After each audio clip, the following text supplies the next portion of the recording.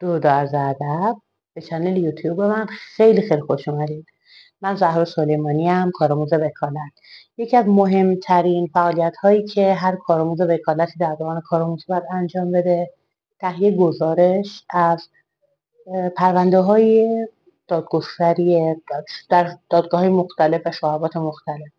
اما نکته چالش برانگیزش اینه که یک فرمت خاصی یا یک اصطلاحاً نمونه تایید شده‌ای وجود نداره و خیلی آموزش هایی که داده میشه خیلی کلیه و به کارآموز نمیگن که چه اطلاعاتی خیلی مهمتر هستش و باید دقیق نوشته بشه، چه اطلاعاتی کم اهمیت تره و میتونه خلاصه بشه. من خواستم که تو این ویدیو یه مقدار حالا تجربه‌ای که خودم توی این دوران کارآموزی داشتم در اختیارتون قرار بدم و برای سالهای دیگه کارآموزان دوره‌های بعدی این ویدیو همیشه بمونه. یکی از نکاتش اینه که خب شما خیلی وقتا نمیتونید شعبه‌ای که میخواین کارآموزی کنین رو انتخاب کنین. یعنی اصل اینه که شما از طرف آموزش دادگستری به اون شعبه ارجاع داده میشین با یک معرفی نامه. البته خب بعضی از کارمندان ممکنه که یه همکاری کنن، از شما بپرسن که حالا کدوم شعبه رو بیشتر مد نظرتونه. میتونین از قبل یه تحقیقاتی انجام بدین، شعبه ای رو انتخاب کنین که فضای بزرگتری داشته باشه، جا برای نشستن کارآموز داشته باشه، کارمندهای خوش اخلاقتری داشته باشه و پرونده های بیشتری. از زمانی که معرفی نامه شما توسط آموزش صادر میشه، کارآموزی شما تو اون شعبه شروع میشه. بعضی دادگاه‌ها 2 ماه، بعضی از دادگاه‌ها 1 ماه. خب مهمترین نکته همون سازگاری با مدیر دفتره که خیلی اهمیت داره. اینکه شما بدونید چه ساعتی میتونین برین، چه روزهایی در هفته. اما ترجیح من بیشتر اینه که اولین ساعت ابتدای روز 8 تا 10 اگه مراجعه کنین یه ذره شاید هم دادگستری خلوت‌تره، وقت بیشتری داشته باشین، با آرامش خاطر بیشتری بتونین پرونده رو گزارش نویسی کنین و هماهنگی با بقیه حالا کارآموزا هست که اون شعبه کارآموزی میکنن. اگه لازمه یه چارت درست کنین بین خودتون، روزها یا ساعتها رو با هم حالا تقسیم کنین. روزهای شنبه ابتدای هفته یا روزهای آخر هفته که حالا آمار و اینا بخوان ارائه بدن، سعی کنین این روزها خیلی مراجعه نکنین. بعضی از شعبات یه پوشه دارن، چند تا پرونده مشخص و میگن همه کارآموزهایی که این شعبه بخوام گزارش نویسی کنن از همین پرونده های مشخص فقط میتونن گزارش نویسی کنن و به بقیه پرونده ها دسترسی ندارن. اما بیشتر شعباتی که من تو حالا شهر خودمون دیدم اینه که به شما اجازه میدن از پرونده هایی که همون روز در حال رسیدگیه و بررسیه و در حال حالا وجود داره تو شعبه، شما میتونید استفاده کنین و حتی گاهی بهتون اجازه میدن که خودتون انتخاب کنین پرونده رو. حالا میخوام اولین بحث رو راجع به این صحبت کنیم که چطوری پرونده رو انتخاب کنین، بعد چطوری ازش گزارش بنویسین و سومین قسمت اینه که چطوری تحلیل بنویسین. نکته‌ای که خواستم بگم خیلی مهمه اینه که حجم پرونده یکی از مهمترین فاکتورهاییه که میتونین در ابتدای امر بهش توجه کنید. پرونده‌ای که خیلی قطور باشه 300-400 صفحه به هیچ عنوان انتخاب نکنید، مخصوصا ماهای اول که خیلی حالا تسلطی رو گزارش نویسی نداریم. پرونده های خیلی کم حجم هم که 10-15 صفحه 20 صفحه اینم خیلی نمیشه ازش تحلیل در آورد. سعی کنید پرونده‌ای باشه که حالا حجمش متناسب باشه، بین 50 تا 150 صفحه به نظر من پرونده خیلی خوبیه. وقتی که پرونده رو حالا چند تا پرونده انتخاب کردین و مد نظرتون بود، خب موضوعش خیلی مهمه. اینکه موضوعات تکراری ننویسین، موضوعاتی بنویسین که بیشتر مبتلا به داره، بیشتر رواج داره تو جامعه، که بعداً بتونین از این تجربیاتتون استفاده کنین برای تحلیل نوشتنتون هم کارتون خیلی راحت تر میشه. خب تو 5 دقیقه یه نگاه کلی به پرونده بندازید. از آخرین صفحه همیشه شروع کنید. یعنی چی؟ یعنی این پرونده که جلدشو باز میکنید، اول بسم الله از صفحه اول شروع نباید کنید. این آخرین اقدامی که رو پرونده انجام شده. شما باید آخرین برگه، اولی برگه زیر میشه اولین اقدام، از این برگه شروع میکنین و به سمت بالا یه 5 دقیقه به طور کلی پرونده رو نگاه میکنید. آیا پرونده وکیل داره یا نه؟ سعی کنید پرونده هایی رو انتخاب کنین که وکیل دارن، به خاطر اینکه بتونین از اون لایحه‌ای که وکیل نوشته و دفاعیاتی که وکیل داشته استفاده کنین و خیلی ازش یاد بگیرین. در مورد دوم اینه که پرونده، اوراق پرونده گاهی وقتا دست‌نویس هستش. اگر دست‌نویسه مطمئن شید که کامل هست و در خط خوبی نوشته شده باشه که بعداً موقع خوندن دچار مشکل نشید. این هم نکته دوم. نکته سومش اینه که آخرین اقدام پرونده چیه؟ گاهی وقتا آخرین اقدام پرونده مثلا یه استعلامیه که هنوز جوابش نیومده، یا یک اقدامیه در روند تحقیقات. این باعث میشه که بعدها شما تو تحلیل به مشکل برخورید. سعی کنید آخرین اقدام پرونده در دادسرا یا قرار منع تعقیب یا کیفرخواست باشه و در دادگاه‌ها حتما دادنامه باشه. این خیلی مهمه، کار شما رو برای تحلیل نوشتن خیلی راحت میکنه. به نتیجه دادرسی هم نگاه کنید. آیا نتیجه دادرسی صرفا یک قرار عدم استماع ساده است یا یک نتیجه ماهویه، یک رأی ماهوی که تو این رأی شما خیلی بدن میتونین تحلیل کنین، دستتون خیلی بازه. یه نکته دیگه است، به تاریخ ها خیلی توجه کنین. تاریخ ها خیلی مهمه. اصلا روند گزارش نویسی یعنی شما بیا یک سری اتفاقات رو با توجه به سیر زمانیش بخوای توضیح بدی. بس تاریخ خیلی مهمه. لباس مناسب پوشیدن، چون ساعت ها میخوایم بنویسین. دفتر مناسب داشتن خیلی اهمیت داره. اگه میخواین گزارشاتون رو دست‌نویس تحویل بدین، سعی کنین از همون ابتدای دفتر خیلی مرتب و شیک و شکیل داشته باشین، بتونین گزارش ها رو بنویسین و دیگه پاک نویس کردن نداشته باشین. حالا یه صفحه دو صفحه برای تحلیل جا میذارین و گزارش بعدی رو هم مینویسین. اگه میخواین که حالا گزارشاتون رو تایپ کنین که میتونین هر جوری که میخواین خلاصه برداری کنین تو برگه های کوچیک یا دفتر بزرگ که بعدا تو فایل ورد بتونین تایپش کنین. یه نکته دیگه هم هست، این که خیلی از همکارا میبینم میان کل اوراق پرونده رو مینویسن، مثلا کل گزارششون میشه 50 صفحه 30 صفحه. این خیلی اشتباهه. این میشه رونویسی از پرونده، نمیشه گزارش نویسی. نه اونقدر خلاصه بنویسین که اون فرد تو کمیسیون کارآموزی میخونه روند اتفاقات رو متوجه نشه. نه اونقدر بیاین رونویسی کنیم که همه اوراق رو کامل بنویسین که خود گزارش نشه، کلا خودش بشه یک جلد مشخص از پرونده. اینم خیلی مهمه. و اینکه تو جلسات دادگاه شرکت کنین، از قاضی سوال بپرسین، از مدیر دفتر سوال بپرسین. هر جایی به ابهام خوردین در کمال ادب و احترام، هیچ وقت مستقیم نرین به قاضی بگین شما اینجا رو اشتباه رأی دادی، اینجا چرا اشتباه شده، این چی شده. نه، ازش در کمال ادب و احترام بخواین که یه راهنمایی کنه شما رو. ازش بخواین بگین که من اینو چجوری گزارش بنویسم، تحلیل چی بنویسم، مشکلش چیه، چرا شما چنین رأی دادی. خیلی سعی کنین طوری باشه که حالا به اون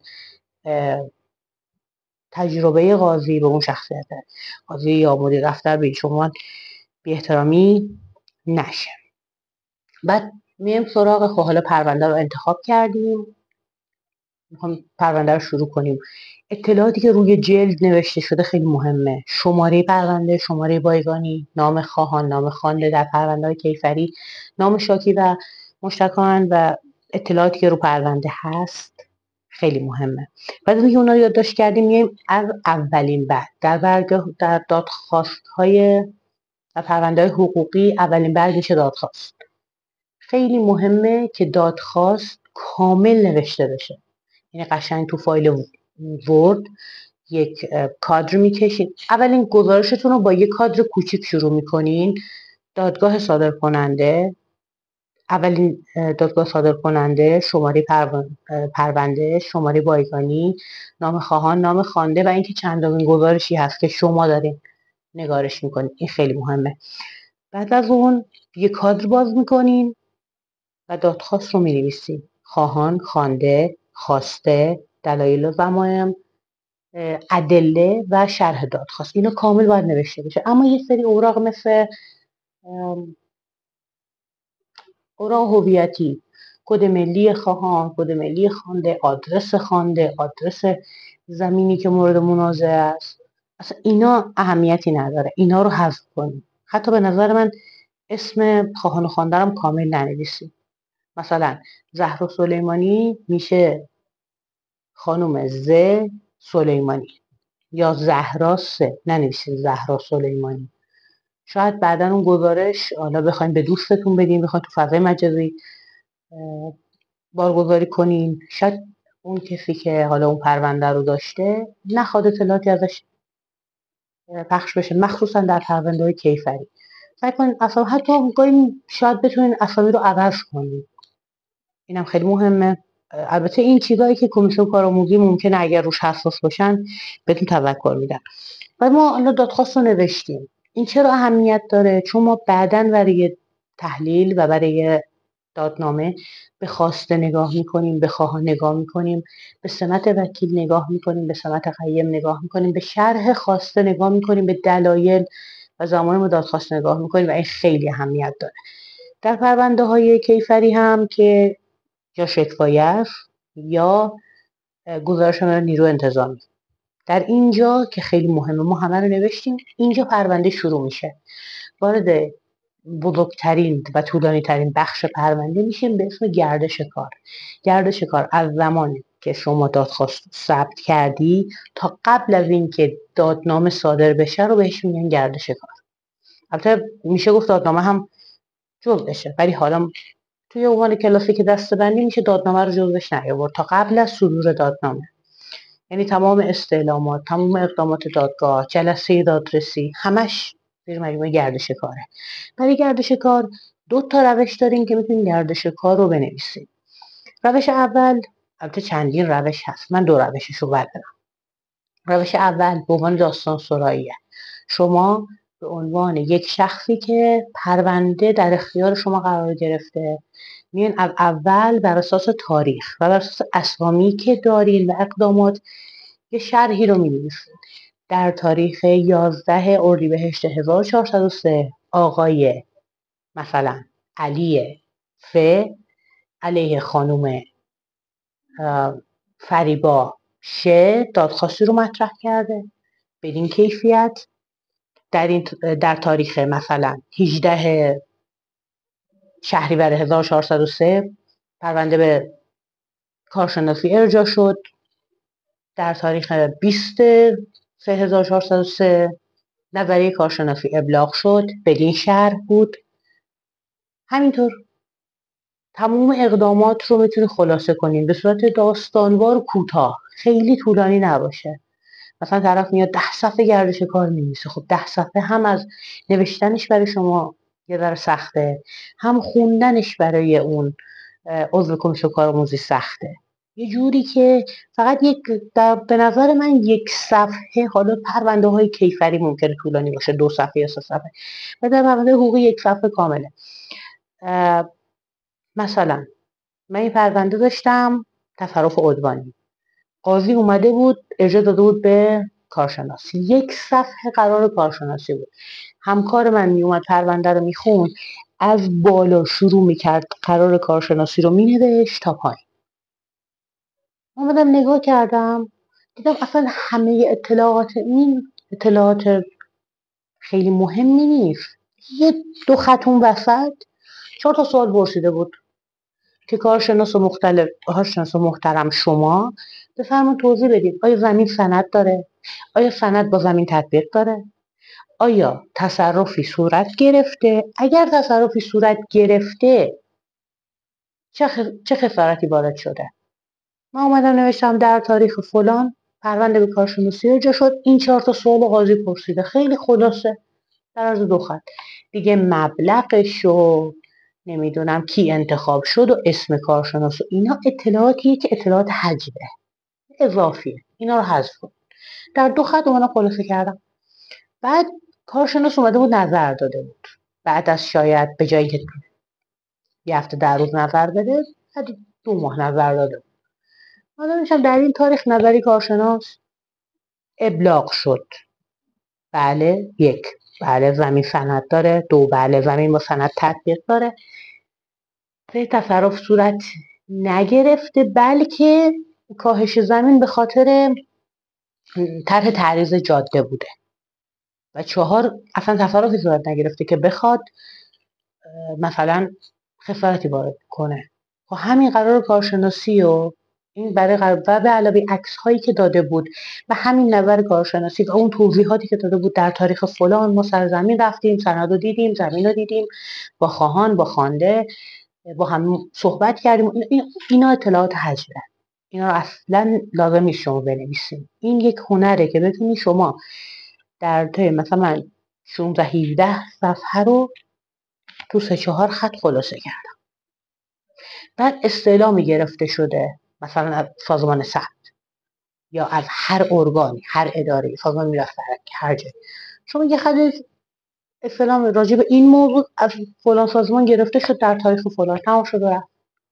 همین نکته میتونه 10 ها صفحه از پرونده رو توضیح بده. اما خیلی مهمه اینکه شما دقیق باشی، یعنی نظریه ارجاع به کارشناس زیرش حتما جواب کارشناسی باشه، خیلی مرتب و منظم و پشت سر هم تمومه. بعد صورت جلسه، تو صورت مثلا جلسه چه سوالی پرسیده شده، خواسته چی بوده، خواهان چی گفته، خوانده چه دفاعی کرده، وکلاشون چه دفاعی کردن.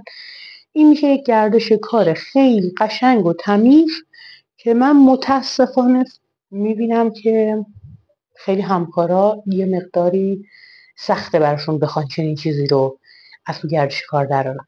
یا پرونده کیفری رو مثال میزنیم، نیرو انتظامی یه شکایتی شده، خب شکواییه که هست، نیرو انتظامی میاد تحقیقات میکنه، اظهارات طرفین رو میگیره، شهود رو میخواد، پرونده تشکیل میده، پرونده رو میفرسته دادسرا، دادسرا دوباره میاد طرفین رو دعوت میکنه، اظهاراتشون رو میگیره، بعد قرار جلب دادرسی صادر میکنه، قبل از قرار جلب دادرسی حالا قرار تأمین صادر میکنه، بعد قرار تأمین یکی از اون قرارهای حالا متفاوته که اگه کفیل باشه بعدش کفیل بیاد یه کپی کارت ملی یا فیشی چیزی ارائه میده.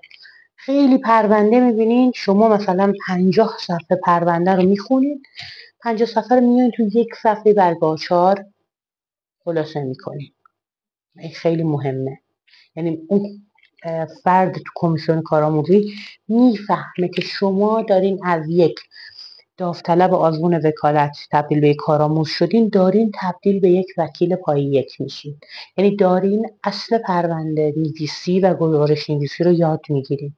چون شما اگر یک دانشجوی ترم 1 حقوق یا هر دانشجویی رو، اصلا یه بچه مدرسه ای رو بفرستین تو دادگاه، بگیم برو این پرونده رو برای من رو نویسی کن، میره از اولش مینویسه، فقط الفبا رو بلد باشه دیگه، زبان فارسی بلد باشه، میره از اول مینویسه میاد، بهش میگی این چیه، این قرار رو مثلا چرا این قرار اینجا صادر شده، چرا ارجاع به کارشناس شده، میگه نمیتونم، تو گفتی بنویس منم نوشتم. فرق شما با یک کسی که حالا داوطلب آزمون وکالت یا اصلا کلا وکیل دادگستری نیست، در اینه که شما دارین یاد میگیری که از یک پرونده مطالب پر اهمیت رو بکشی بیرون. در آینده هم همینطوره، ممکنه پرونده به شما بدن. ما موقعی که داشتیم کیفری کارآموزی میکردیم، وکلای حالا که از همکلاسی های سابق من بودن یا از سال بالایی هایی بودن که تو دانشگاه من میشناختم، می اومدن 2 جلد 3 جلد پرونده تحویل میگرفتن و 2-3 جلد رو راحت تو یه روز و 2 ساعت میخوندن. و مثلا من توی هنوز مثلا نصف پرونده مونده بودم، طرف قشنگ نکاتش رو در می‌آورد میخون. خیلی نکته بزرگیه، خیلی مهمه. خب برگردیم سر بحث اصلیمون. تو دادسرا هم بعد می‌نویسین در تاریخ فلان قرار جلب دادرسی صادر شد. تو قرار جلب دادرسی متهم، اسم متهم، شغلش، سنش، سابقه کیفریش، اتهامش و چه موادی استناد شده. این خیلی مهمه. و در تاریخ فلان پرونده ارجاع به دادگاه شد، دادگاه ابلاغیه صادر کرد برای طرفین، برای معاون دادستان. در این تاریخ ابلاغیه مشاهده شد، در این تاریخ جلسه تشکیل شد، دفاعیات در جلسه چی بود، آیا حاضر بودن نبودن. اینا خیلی مهمه. اینا همه میشه گردش کار. حالا من نمونه گزارش های زیادی رو دارم، اگه خواستین به من پیام بدین کارمون به کال من براتون نمونه گزارش میفرستم. و میرسیم به دادنامه. دادنامه یکی از بخش های کوتاه ولی خیلی مهمه.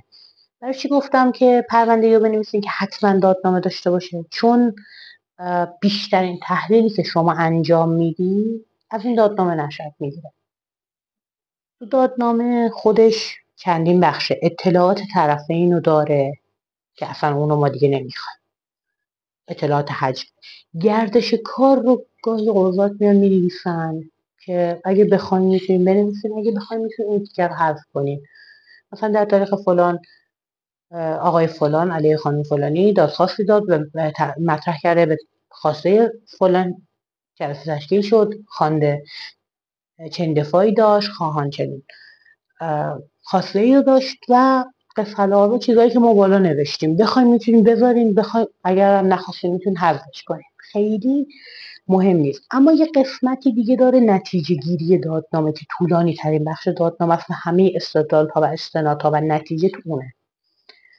این تیکه عین دادخواست باید کامل نوشته بشه، بدون هیچ خلاصه نویسی. کامل نوشته بشه، یه خطه، دو خطه، 10 خطه، یه صفحه، مگر اینکه از یک صفحه یا حداقل 3/4 صفحه بیشتر باشه. مثل پرونده‌ای که من داشتم راجع به تغییر جنسیت که تقریبا 3 صفحه، 3 صفحه و نیم مثلا دادنامه‌ش بود. خب اینو اگه میخواستم بنویسم با خود تحلیل پرونده، با گردش کار و دادخواستش، نزدیک شاید 10-15 صفحه میشد. اومدم چیکار کردم؟ اومدم اینو خلاصه کردم. یعنی جاهایی که استناد کرده بود به یک منبع فقهی، من اومدم خیلی خلاصه تر کردم و استناداش رو خلاصه کردم و 3 صفحه و نیم رو تقریبا تو نصف صفحه شاید خلاصه کردم. ولی پرونده های حقوقی و کیفری خیلی مهمه که شما کامل رأی بنویسید. اینجا که رأی نوشتیم میرسیم به بخش تحلیل که مهمترین بخش گزارشه و خیلی معتقدن کمیسیون کارآموزی بیشترین نظر رو به این بخش داره. حالا سوالی که پیش میاد اینه که اصلا چطوری تحلیل بنویسیم؟ اهمیت داره، نکته خاصه.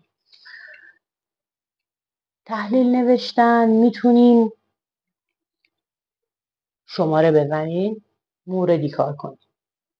مثلا یه جا مثلا ابلاغ انجام شده ولی ابلاغ سیستم سنا نداشته، مثلا اون متهم یا اون خوانده ابلاغ دستی انجام شده. شما بیا ماده‌ای که مربوط به ابلاغ دستی در آیین دادرسی مدنی هست رو با پرونده تطبیق بده و بنویس که این چه ویژگی، این نوع ابلاغ چه ویژگی رو داره و چه حقوقی رو در آینده برای اون متهم ایجاد میکنه که بخواد به رأی اعتراض کنه.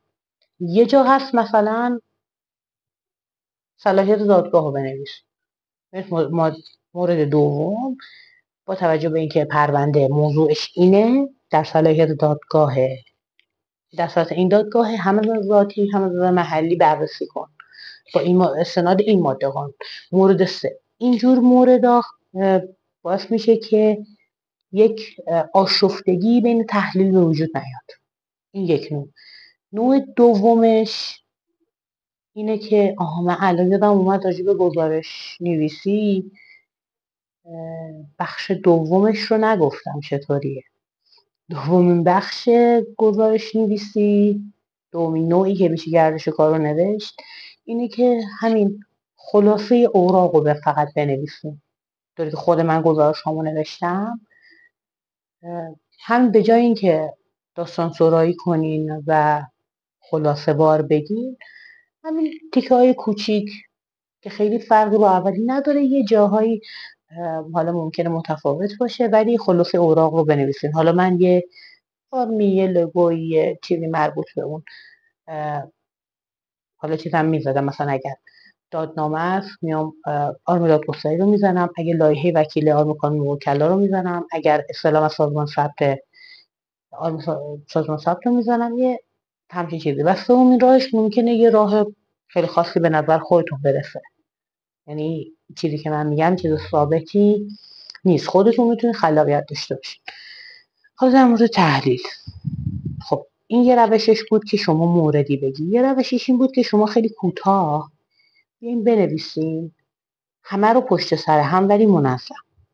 از اول شروع میکنین، دادخواست خواهان اینجا مثلا سمتی داشته، خواسته درست مطرح شده، دلایل کافیه، ضمایم و بارگذاری کرده، قراردادی بوده، چکی بوده، سندی بوده، سفته‌ای بوده، هر مدرکی که داشته، گواهی پزشک قانونی بوده، فیلم دوربین مدار بسته بوده، هر چی که بوده دلایل رو شما بیاین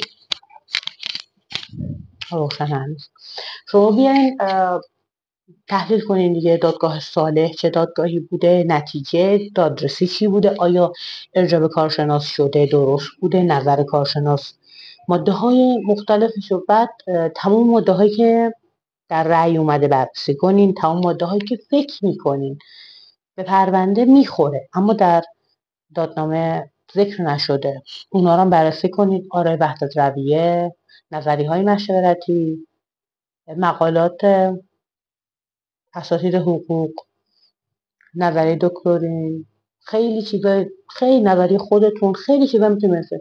و در آخر بنویسید که به نظر من رأی به درستی صادر شده یا رأی این ایراد داره. اگر نکته خاصی بود، جایی رأی خیلی قشنگ صادر شده بود، حتما نکته مثبتش رو بگین، فقط اون نکات منفی تمرکز نکنید. اما اگر احیانا اتفاقی جایی اشتباهی رخ داده بود یا از نظر شما اشتباهی رخ داده بود، در کمال ادب و احترام نقد کنین و بنویسین به این دلیل، به این دلیل من حس میکنم که شایسته تر بود قاضی محترم چنین رأی صادر میکرد. هیچ وقت نگین که به صراحت نه در صدور رأی اشتباه شده، در صدور رأی نمیدونم خیلی چیزای دیگه، یه جوری که شأن دادگاه و شأن اون قاضی خیلی باید رعایت بشه. و به نظر من همونطور که وکلا به قضات احترام میذارن، قضات به وکلا احترام میذارن، این رابطه دو طرف است و همیشه اگر میخواین نقدی انجام بدین نسبت به آرای قضات، چه در پرونده‌ای که خودتون وکیل هستین چه در پرونده‌ای که وکیل نیستین، حتما ادب و احترام رو نگه دارین، چون اصلا اخلاقیاتش درست همینه. حتی اگر به نظر شما رأی 100% اشتباه صادر شده، در کمال ادب و احترام با استدلال و استناد بنویسید و سعی کنین که اسم قاضی صادر کننده رأی رو خیلی تو گزارش نیارین، چون حالا جلوه خاصی نداره. مثلا من 30 سال قاضیم، یه سری اوراقی رو در پرونده دیدم که شمای کارآموز ندیدی، یه سری تجربیاتی دارم که شمای کارآموز شاید نداشته باشی، یه سری اوراقی در سیستم باشه که کپیش رو پرونده نباشه، یه سری چیزهایی رو در جلسه علنی از طرفین دیدم که شمای کارآموز ندیدی و شمای کارآموز یهو بیای مثلا به من اسم من رو در گزارشت بیاری، یه نقد خیلی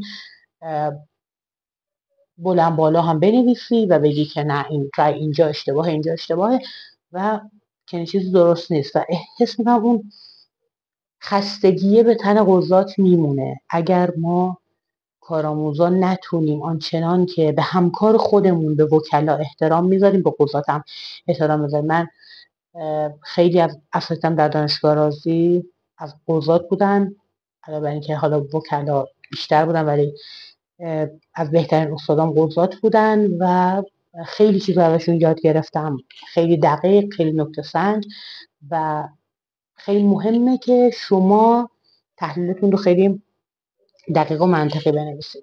و تحلیل واقعا علاوه بر مسائل حقوقی میتونید مسائل دیگه هم در نظر داشته باشین، مسائل جامعه شناسی، مسائل روانشناسی. مثلا در پرونده‌ای که من خودم داشتم یک آقایی بود که حالا بنزین ریخته بود خانومش و خانومش آتیش زده بود، البته این ادعای خانوم بود، در آخر آقا تبرئه شد. آقا یک حالا یه سری مشکلات روانی داشت که ما مثلا اومدیم تحلیل راجع به اون مشکلات روانی صحبت کردیم. یا مثلا در یک پرونده‌ای که طرف انشاب غیر مجاز گاز کشیده بود و قاضی حبسش رو تبدیل کرده بود به جزای نقضی، جزای نقضیش هم حالا فعلا معلق کرده بود برای 2 سال. من اومدم نوشتم که این مجرم متفاوت از بقیه این مجرم ها، مخصوصا مجرم های جرایم خشن باید باش رفتار بشه. این آقا در اثر اینکه زمستون برای بچه‌هاش خواسته حالا یه لوله گازی بکشه و چندین بار مراجعه کرده اداره گاز بهش انشاب نداده، مجبور شده به خاطر حفظ خانواده‌اش این کارو کنه و مثل اون سارقی که میاد وسایل خونه رو میدزده، مثل اون کسی که ضرب و جرح انجام میده یا چاقو میکشه نباید رفتار کرد. حالا این یه سری مسائلی که علاوه بر نکات حقوقی میتونین به این نکات هم استناد کنید. یه مورد دیگه این که تحلیل بنویسین، میتونین تحلیل شکلی و تحلیل ماهوی رو از هم جدا کنین. یعنی خود پرونده که 4 بخشه، شروع پرونده، گردش کار، دادنامه و تحلیل، خود تحلیل میشه 3 بخش: تحلیل شکلی، تحلیل ماهوی و نتیجه‌گیری. که این کارو من در گزارش‌های کارآموزان خراسان دیدم که خودم این کارو انجام ندادم و چون خیلی دیر گزارش‌ها رو پیدا کردم و به نظرم خیلی کار فوق‌العاده‌ایه. در تحلیل شکلی تمام ابلاغ‌ها، ارائه دادخواست، تاریخ‌ها، ارجاعات به کارشناس، استعلام‌ها، حضوری بودن یا غیابی بودن دادنامه، خیلی نکات مختلف رو اومدم بررسی کردم از نظر شکلی. وارد مسائل ماهوی نمیشم، فقط نظر شکلی.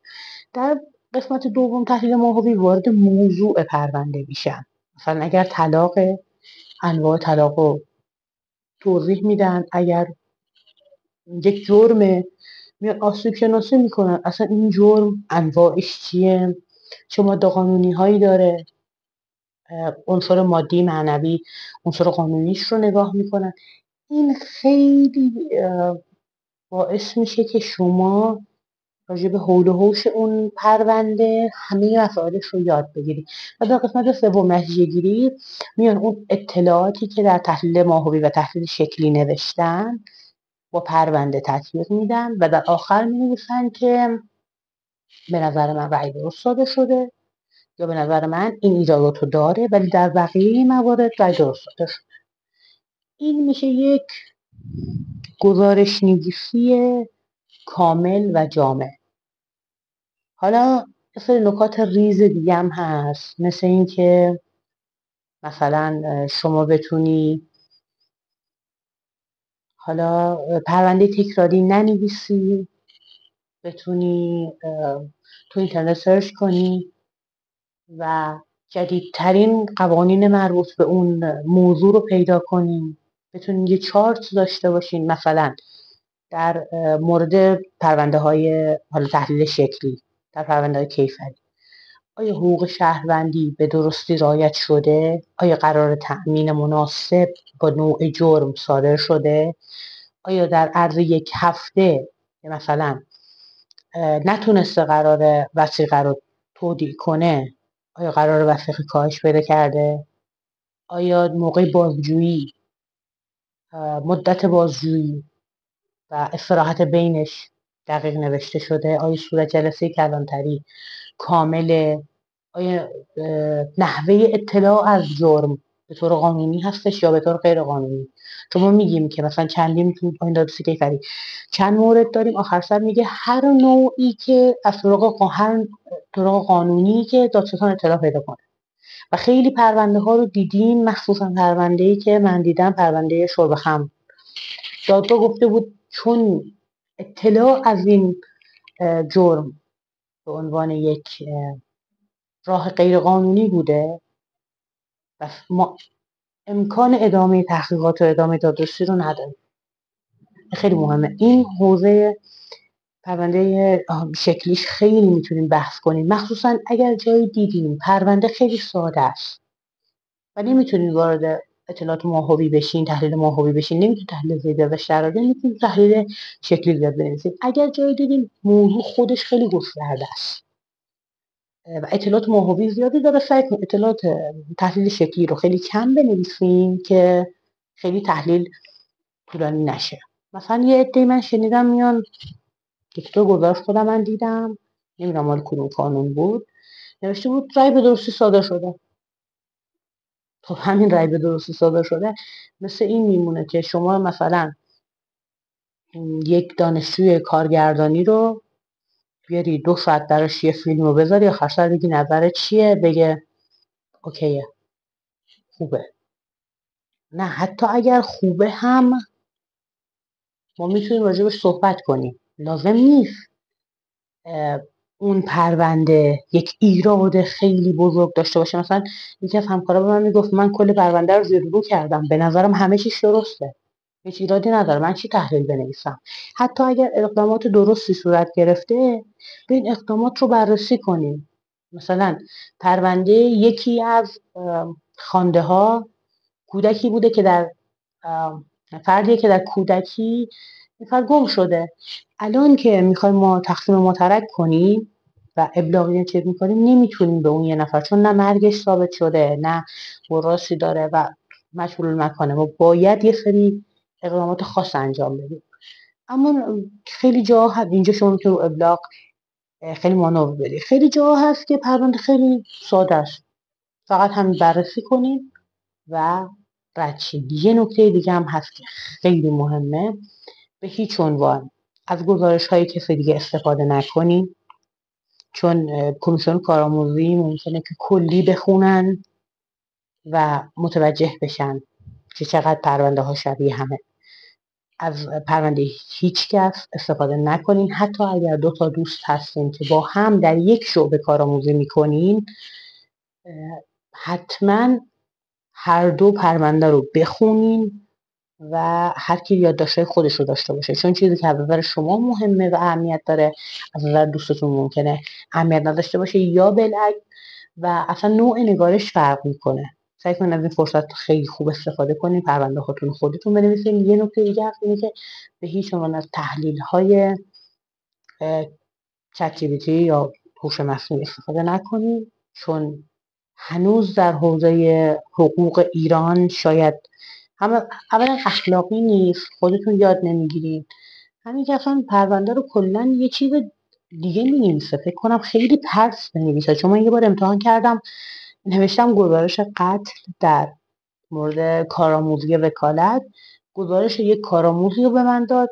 که رفت دفتر وکیل سرپرستش برای انجام تکالیف کارآموزی و شاهد یک قتل بوده و زنگ زده به پلیس. اصلا این کلا یه چیز پرتی بود. نمیدونم، شاید من نمیتونم با هوش مصنوعی خیلی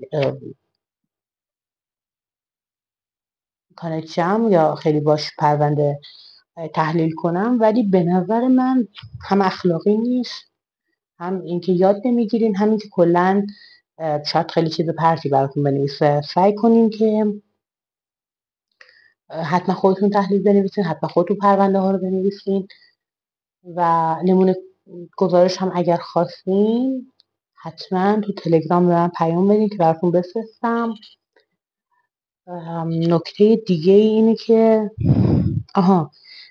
یه سری چیزا هست تو پرونده کیفری. پرونده کیفری کلا خیلی پرونده های ورقه هاش خیلی مهمتره نسبت به حقوقی. مثلا ممکنه شما چندین صفحه رو جا بندازیم، نکته خاصی نباشه، استعلام های مختلف جواب نیومده، جواب اومده، اینجا خیلی.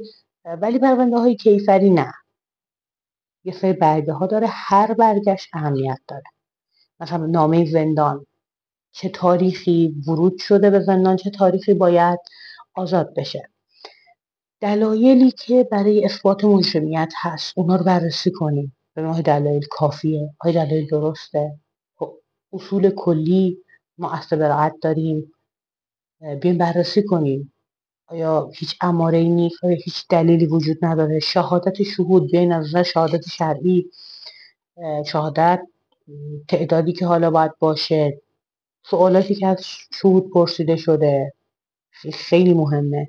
همه چیز رو سعی کنین بررسی کنین و به نظر من تحلیل رو حالا نصف صفحه یا یک صفحه حداقلش باشه و پرونده رو سعی کنین از 10 صفحه بیشتر نشه، بین 4-5 صفحه تا 10 صفحه برای یک گزارش، برای آشار عرض میکنم، برای گزارش مناسبه.